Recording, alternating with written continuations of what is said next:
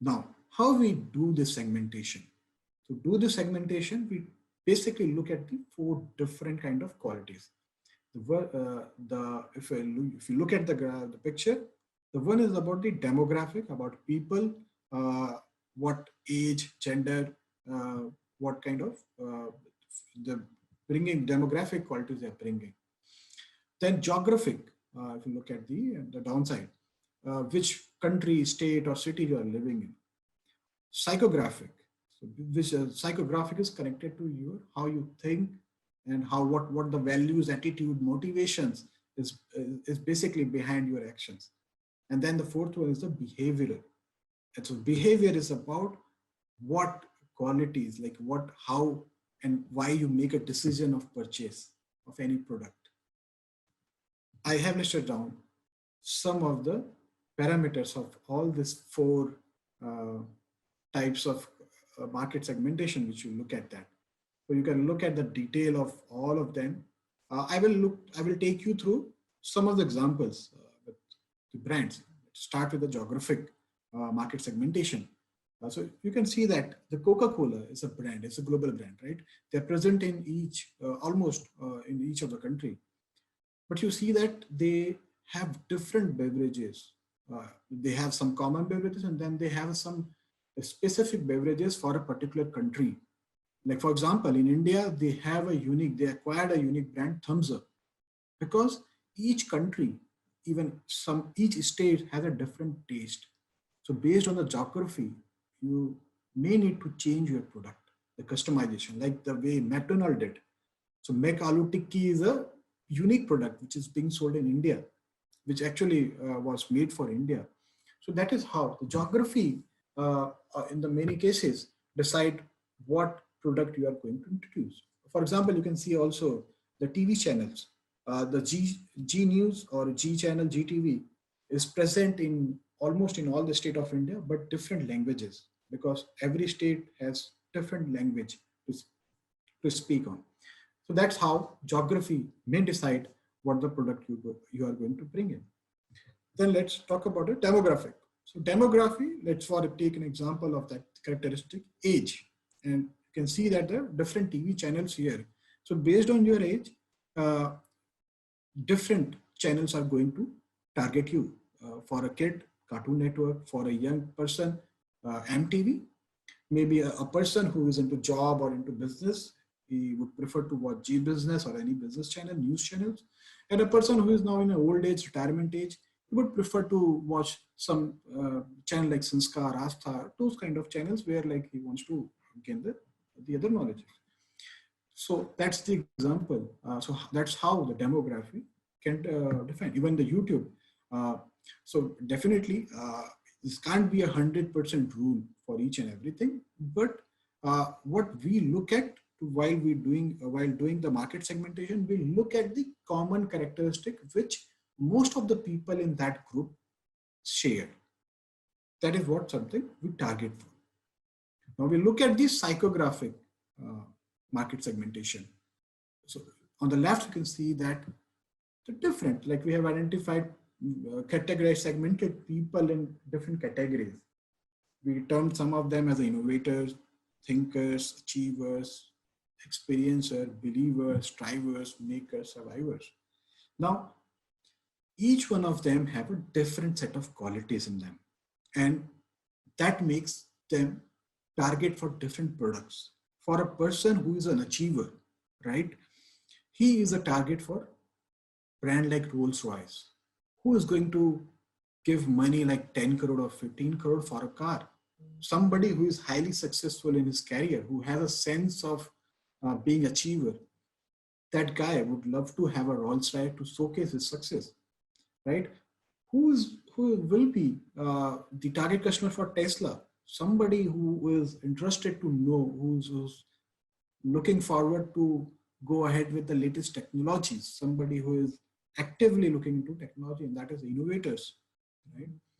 Somebody who would be a target for Unacademy, like the portal, the AdTech portal, somebody like a thinker, somebody who would be striver, who wants to do things.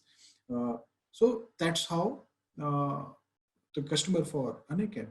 Like, of course, you can see that also for an app like Tinder, not everyone is going to be their customer. There will be people who would prefer to use an app to go for a date, but there are other people who may not like the idea of using an app to go for a date. They would prefer a face-to-face method of the old way of going for dating. So that's how the psychography decide the market segmentation. Now look at the behavioral aspect of that. So now let me take you to the each of the brand, like behavior, how behavior impact the market segmentation. There are customers who would prefer a low cost airplane carriers, right? And that's where the Indigo goes. They started to offer low price tickets and capture those customers, right? Then there are customers who maybe for Ola, there can be different kind of customer. There may be a person who's a regular user, office goer, or a college student who regularly use Ola. There will be a person who occasionally use, 1 or 2 times he might use Ola. Somebody who is good with using app, so he's of course definitely a target for Ola. But somebody who is not into a smartphone, doesn't like to use a smartphone for anything, so Ola might not be interested in that person. Similarly with the big basket. Now, there are people who prefer to get discounts. They like the idea. So this all companies may think to catch those cost sensitive customer by offering like big basket, offer discount and those things.